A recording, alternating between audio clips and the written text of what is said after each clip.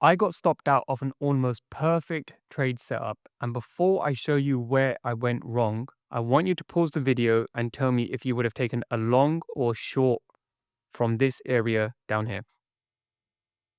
Now, if you said long, you're not wrong, and also if you said short, you're not wrong.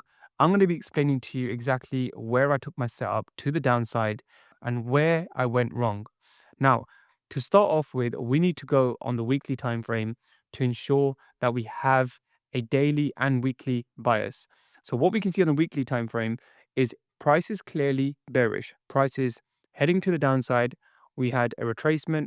We've headed to the downside again, and we've had another retracement, and we're expecting further moves to the downside. So we can confirm right now that price is overall bearish on the weekly time frame. Now, to add to those confluences, we need to understand where is price action right now and where are we trading. So we can put on this dealing range from this high to this low. And we can see this green area is our premium side of the dealing range. Whenever we're in the premium side of the dealing range, we want to be looking for short setups. And when we're in the discount side of the dealing range, we want to be looking for long setups. So we can confirm that prices come into the premium side of the dealing range. Therefore, we should be looking for short setups. To add to that confluence, we've also tapped into this monthly fair value gap down here.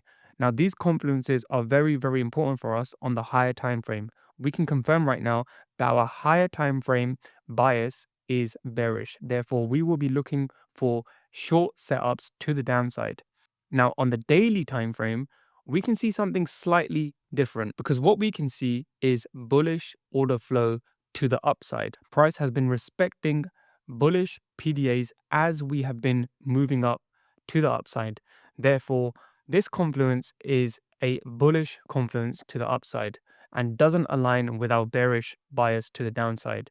So we should be cautious when we're taking short setups. However, what we can see is that prices come into a key area.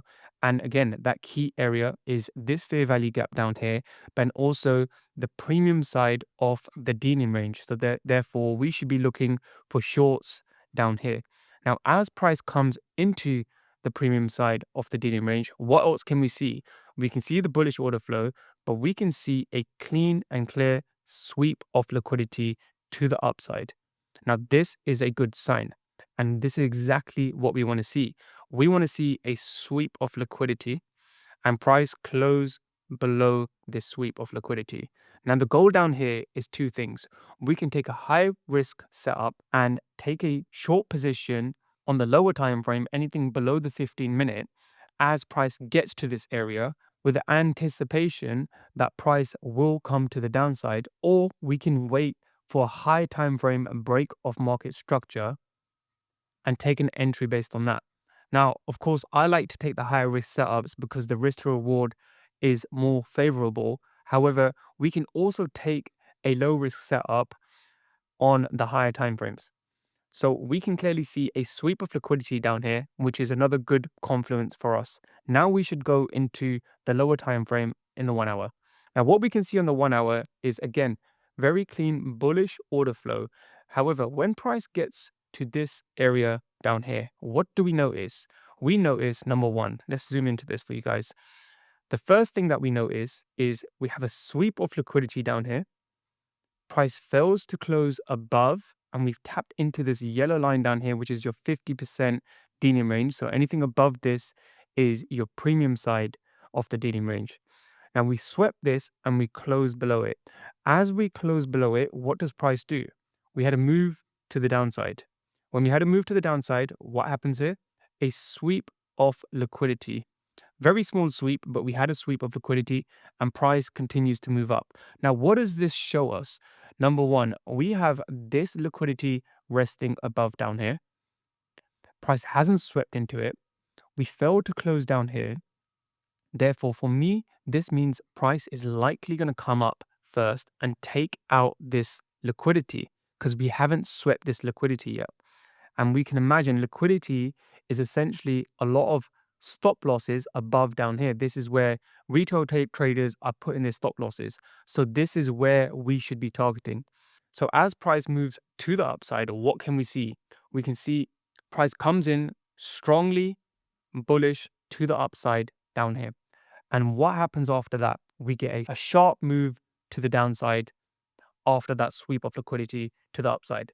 Now, for me, we know number one, our weekly bias. Our weekly bias is bearish. Number two, although we have bullish order flow on the daily, where has the daily come into? It's come into this key area where we are expecting short setups. Now, on the lower time frame, we swept the liquidity. We had this V-shaped reversal to the downside. Therefore, for me, my confluence and my target was to the downside.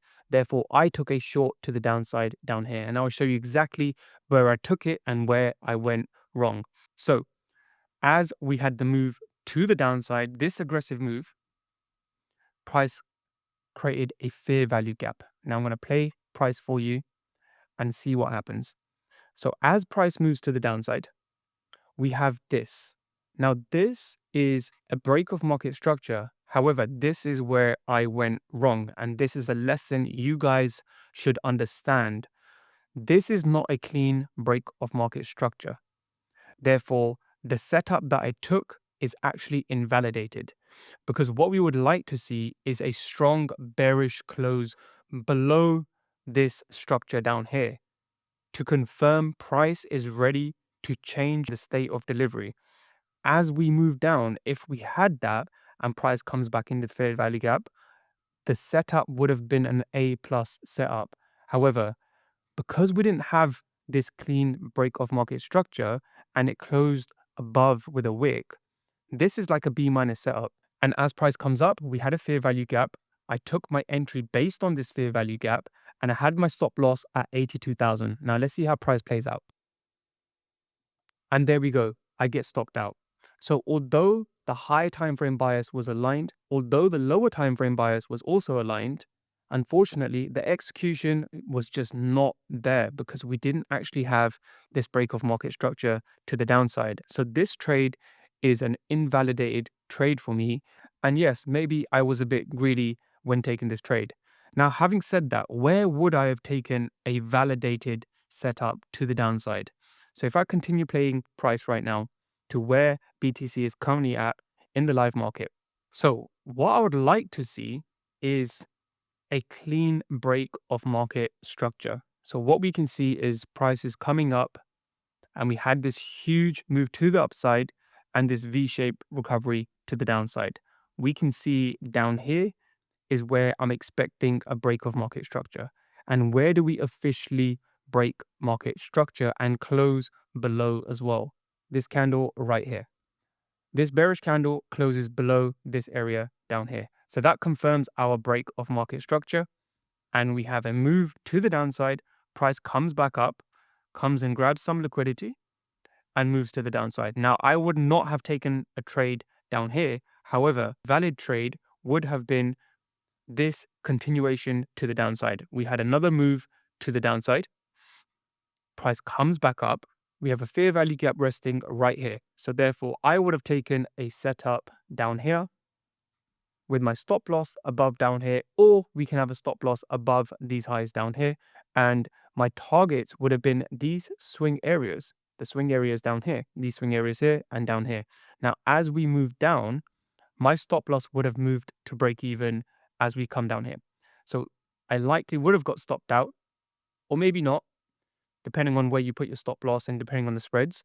But even if I got stopped out, it would have been at break even because I would have moved my stop loss to break even as we met this area down here. So there you have it. There's a lot of lessons in this setup that I've taken, and hopefully you can take something from what I've learned in this setup that I've taken. Now, if you like these types of videos, more of an educational video for you guys, smash that like button, drop a comment if you want to see more videos like this, and I'll see you in the next video.